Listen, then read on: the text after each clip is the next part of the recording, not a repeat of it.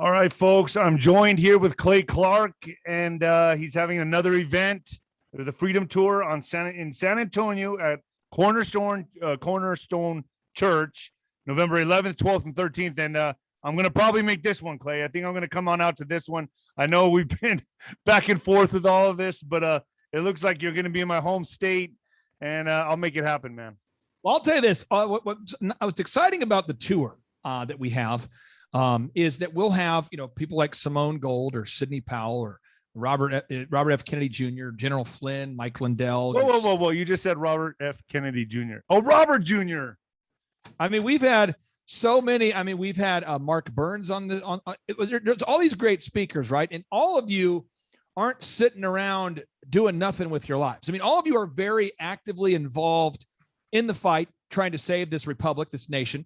And so it's interesting to see who can make each one, because, I mean, we've brought in Pastor Arthur Pulowski. I mean, this guy was flying in from Canada to attend these events. Now he went to jail when he went back up to Canada. He's heavily involved in litigation for keeping his church open. So, I mean, every one of you, we're honored if we can pull you out of your busy schedules to bring you to this event. So I'm honored to have you on the stage. Hey, is it already sold out? Well, San Antonio right now, this event, and this is what's wild, folks. This is unheard of in terms of these kind of events. November 11th, 12th, and 13th. So we're talking now 1 month from now. We've been sold out for over 30 days. And so we have overflow. I called the pastor. I said, Pastor, there's such a need to come to this. Can we do overflow tickets? He said, yeah, let me make it happen. So what does overflow mean? There are so many great vendors that are there, so many great speakers, the media, some of the One America News and Newsmax, so many great people are there. And when you're at this event, it really feels like a festival. It almost feels like a pro-liberty Woodstock kind of vibe. I mean, everybody is excited about it. And so what I do is we have what we call a scholarship ticket. So anybody who wants to attend the events, any event I'm going to do, any event, whether you're going to San Antonio, November, or December in Dallas, or January, we just announced that today. January, we're going to Phoenix, Arizona, 14th and 15th. Any of these events, you can name your price. Now, some of you might have watched the big prize fight that happened the other night. When you watch a prize fight, you can't name your price if you go. I mean, these tickets in Vegas, I mean, what are you going to charge? What, $250, $500 for the cheap seat, maybe $1,000? I mean, this is a 3-day event, and you can name your price. We do that because we want everyone to be able to afford it. I grew up poor, so it's $250 for a general admission ticket or whatever you can afford. And so I would encourage everybody. This is the closest thing to a Trump rally for patriots, right? This is like the closest they're going to get. Well, some have told me, this is what people have said, so I'm not putting my take on it. They've told me that it has the energy of a Trump rally, the spirituality of a Billy Graham revival, and the truth of like a shocking documentary. It's just sort of that combo. And the way I do it is every speaker gets a 15-minute runway. Okay. So we start at 10 a.m. and your first speaker is going to come in hot, like Pastor Greg Locke. I mean, this guy's so hot, you got to put on sunblock. He's so hot, he got kicked off of Twitter. I mean, seriously, this guy, you'll burn your cornea just seeing him. And he gets up on stage and he just brings it. It's like a machine gun of truth. And it's just, and you got that adrenaline going. You got that goosebump going. You're like, yes, you're taking notes too. So you're like, it's like a revival. Yeah, you're sitting there going, oh, this is good. I got to, hey, got to write that down. And you're just, it's too awesome. The guy next to you is like, come on, baby. And then you go to the next speaker and the next speaker, and you're like an hour in. Pretty soon you look, hey, it's 3:00. I haven't taken a break. So the way I do it is there are no breaks, but you can leave if you want to. But the energy there is so hot, so inspiring. And then you meet employers that are looking to hire that are on your team. There are employers that come there specifically to hire the attendees. Then you see doctors, you see so hold on. So there's like patriot employers coming to hire other patriots. Oh, yeah. Like, so the networking is incredible. The networking is incredible. And again, you're there and it's like people, first off, they go, I'm going to be there because of the listeners of our show. We have about 1 million listeners a week to the show. The people who listen to my show, they know I'm all in. They know my guests are all in. So we're kind of a family. We get to know each other every day.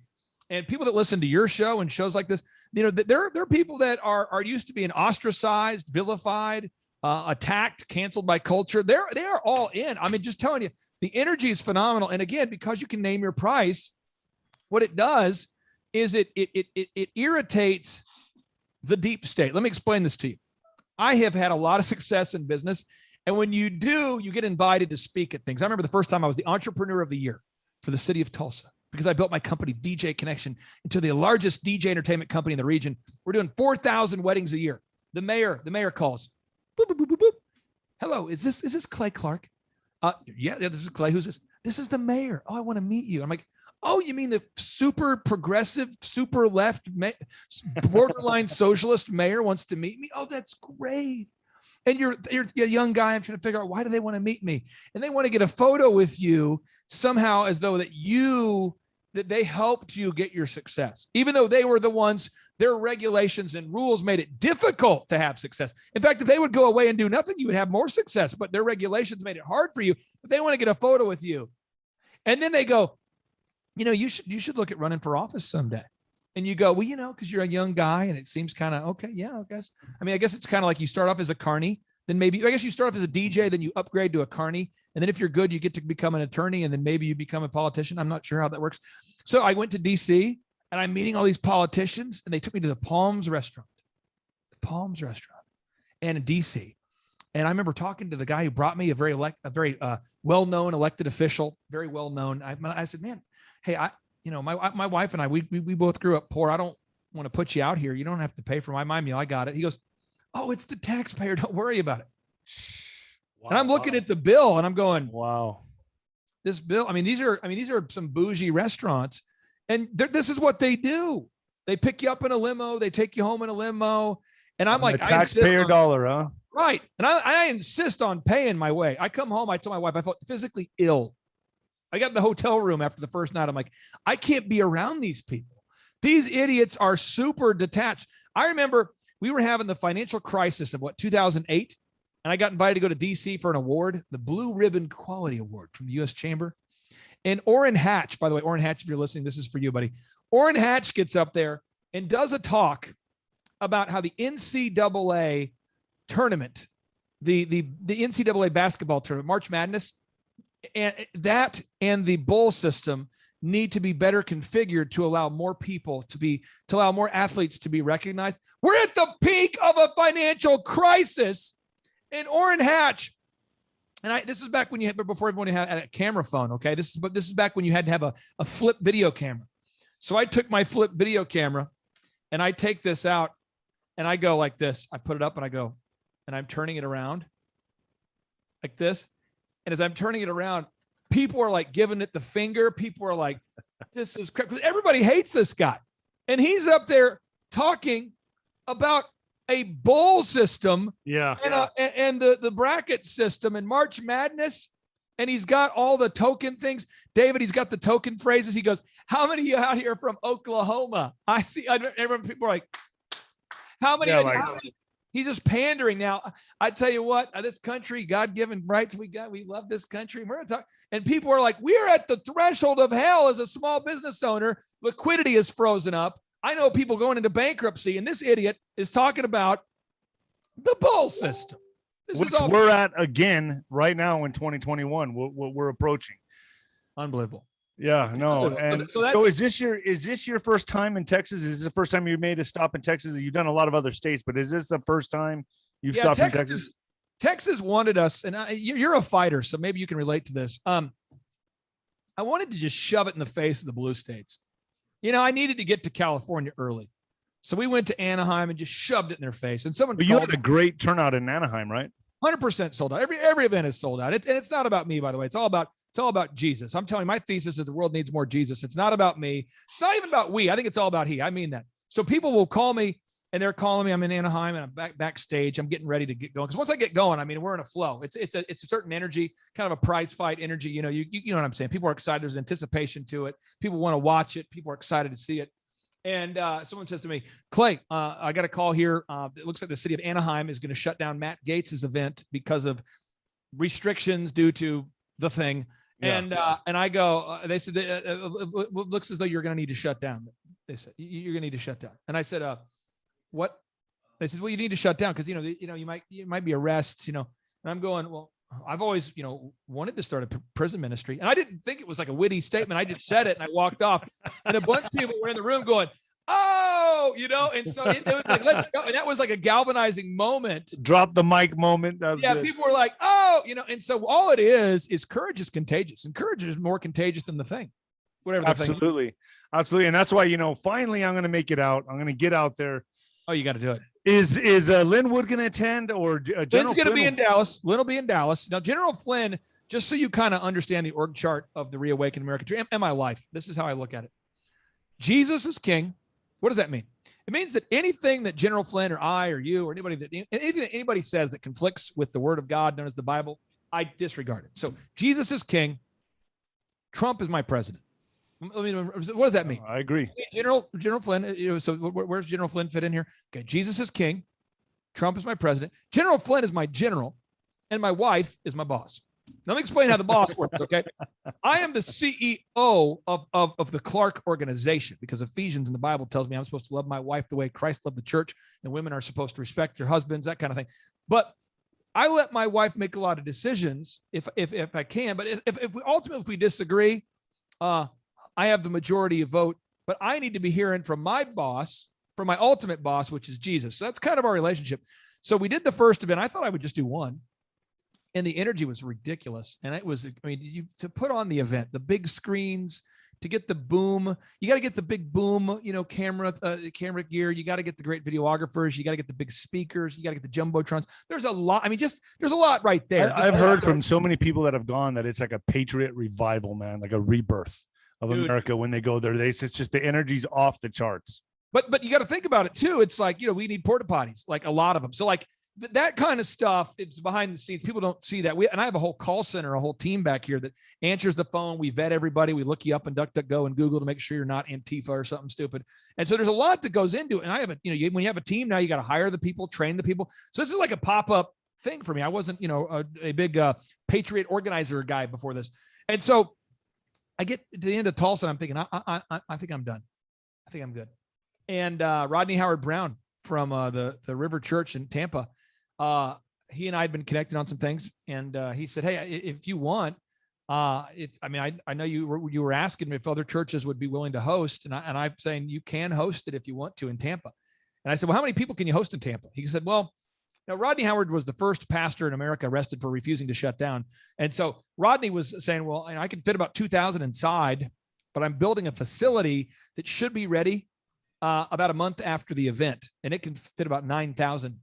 So it's about a month after when you want to go. And I go, too much urgency. I got to go now. And he says, well, so you want to bet that my team will get it done on time? I said, let's do it. So I'm not kidding. We pull into Tampa. They're still welding and constructing the dome as we arrived in Tampa a week before. And we're getting all set up. Things are still coming together. By the grace of God, the event happened. We had almost 9,000 people in Tampa. Then we went to Anaheim. Pastor Phil Hotzenpiller reached out and said, I'd love to host an event. Then we went to Michigan. Talk about that. An unbelievable pastor, Pastor Philip and Bernadette Smith. That's the one I was supposed to go to, Michigan. Yeah, I couldn't make that one. That was hot. That was hot. Grand Rapids. It is hot. Hot like temperature-wise or just hot? I'm just saying that event was fire because the people there hadn't had any events at all for like a year plus. We show up in Grand Rapids. People are like seeing, 4,000 people roll up in there, 3,000 people rolling up there without no masks at all. People are going, people on the street in that Grand Rapids downtown, they're going, no one's wearing a mask. I remember I talked to the janitorial guy. He says, funny guy. He says, hey man, how come none of y'all wearing a mask? And I said, well, because, the thing is treatable. And we got a bunch of doctors. He goes, oh, that's cool, man. Cause I just wear around my nose. I wear like this. Below the nose. Yeah. He's like, man, politicians, they don't wear their thing, off the cameras are off, man. They don't wear their thing, and so we started talking and all the workers know what's up. We know what's up. And by about the end of day one, none of the workers are wearing masks anymore. They're all on our team. This is a contagious, nothing but love energy. We've had thousands of people give their lives to Christ. We've had countless salvations. We have a baptism event that you can go to if you want to after the event. There's just so many. Oh, you're actually baptizing people after the events? If they want to go, the His Glory Ministry and Amanda Grace, they're doing baptism. And they've had thousands. I love Amanda Grace and his Glory Ministry. I've been on his show as well. He has a show as well, right? Yeah, Dave Scarlett with His Glory. They're the ones organizing that. Then there's a big meetup. The meetup is crazy. One of the doctors who speaks, this guy's built like Sylvester Stallone back in his peak. This guy's jacked, okay? And he can rip a phone book. A phone book with his bare hands. So he puts on a little demo. Mel K's up in the house. Ann Vandersteel's there. The Flyover Conservatives are there. That place was probably as hype as the conference. And then people want to hang out afterwards. They all go out to dinner. They get to meet each other. And then what's the point of this? Now that you're all worked up and the courage that's contagious, now you're all fired up. Day 2, it's all about action. I'm connecting you with like attorneys that are willing to help you fight, with doctors that want to fight back, with people with businesses that want to hire. And it just, you leave inspired.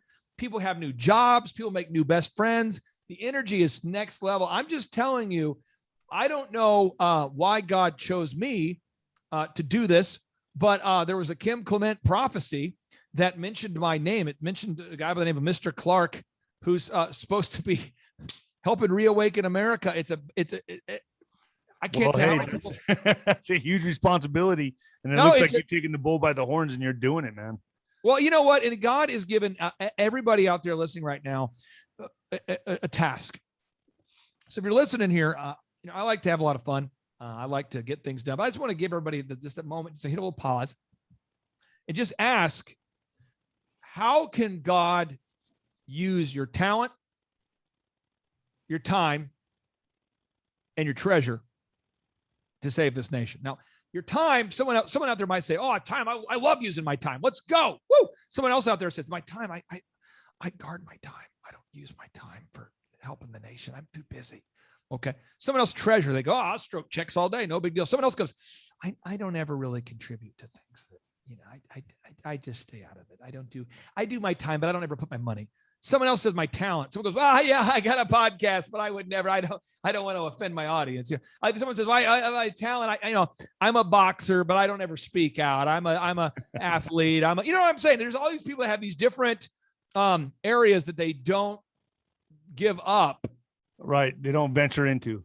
And I just encourage everybody to ask God, not me, ask God, how can you use your time, your treasure, and your talents to save this nation? And I would encourage you to begin the conversation by going to time2freeamerica.com, time2freeamerica.com. And when you go to time2freeamerica.com, you can see the upcoming events. And I can just tell you, Arizona, these events are so incredible. We're in Michigan. I look to my right, boom, there's Charlie Kirk. And I'm like, why is Charlie Kirk here? And it's like, oh, he wanted to come. It's awesome, but it's great. It's people are, I'm on the phone the other day. Next thing I know, they say, my staff says, you have a call from who? Ken Paxton, the attorney general for Texas. His people want to have him speak if he can.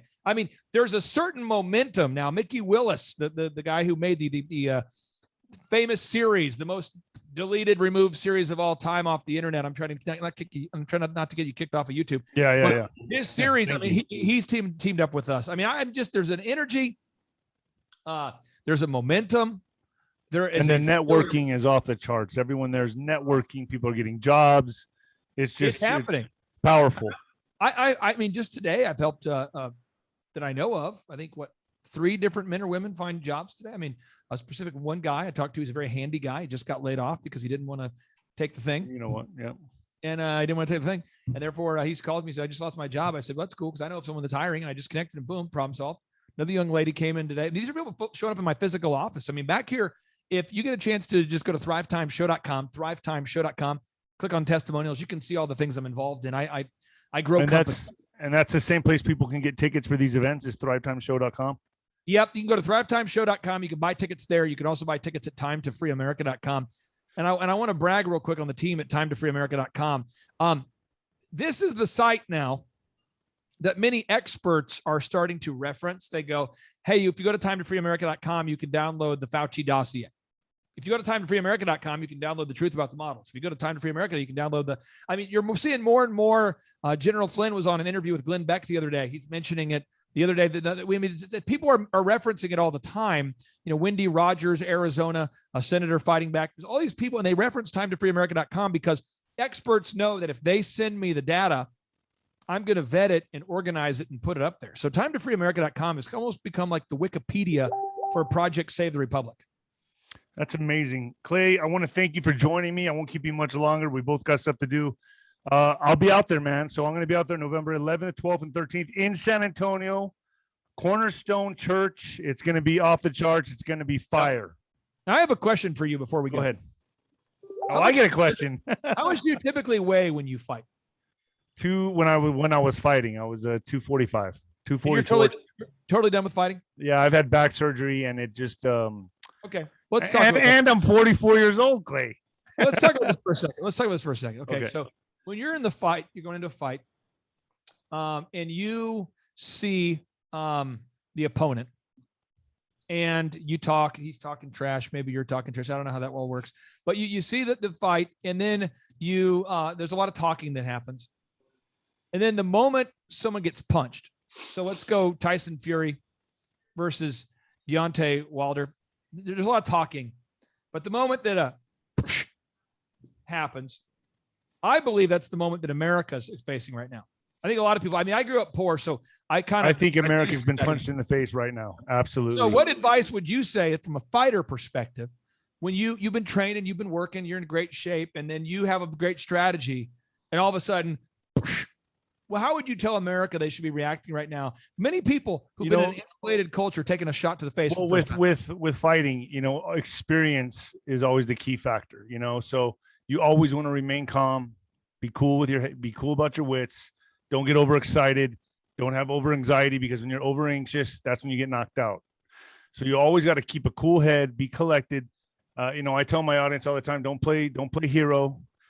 Get out, be constructive, be proactive, but be careful. You got to have a cool head about you. And it's the same thing in fighting. You always got to be like a general. You got to know your surrounding. You got to have ring generalship. You got to understand what's at stake. You got to be a calculated killer. And that goes into the Patriot community first. We got to be smart. We got to be smart and do things the right way, and know when to fight and when to retreat and when to fight, and when to win the battles that could win the war. So being a fighter, it's been you get that sixth sense about you. You get that you understand the fifth dimensional chess game, of when to exert your energy, when to pull back, when to exert your energy again. That's the best way I can explain it for I know that's kind of an open answer, but no, I think it's important though, because emotionally, I know a lot of people are getting punched in the face for the first time. We've had a generation where a lot of people have been coddled for a long time. I mean, people, you could be a real lazy idiot and still find a way to make, $50,000 a year in America right now. Yeah. Forever. I mean, it's been that way for a long time. And that's a funny thing. Before the fights, you do everything to conserve your energy. Even when you're trash talking and you're going back and forth, you're still conserving your energy. You're still going back to the hotel. You're laying down. When you go to the dressing room before the fight, you're laying down. You put your feet up. You're conserving. Your body knows it's about to go to war. When your body's very intelligent, and it knows when it's about to go into battle and it's about to go to war, and your body starts doing things. You have all this nervous energy, but you're still, before my fights, I used to yawn and want to take naps like a few hours just before a fight, because my body knew it was getting ready to go into battle. It's a very intelligent machine. Well, brother, I appreciate you allowing me to be here on your show. And I believe that David Harris Jr. has lowered his standards and has agreed to interview me as well. So I'm going to go. Thank you. We're slumming. We're slumming. Hey, thanks, man. I appreciate you very much. And folks, if you got it, Clay, right and I'll see you out there, man. Thank you for joining me on my show, man. It's always a pleasure to have you on. TimeToFreeAmerica.com, folks. We have just a few overflow tickets left for San Antonio. TimeToFreeAmerica.com. Got it. All right, Clay. Thank you very much. See ya. Bye. Bye.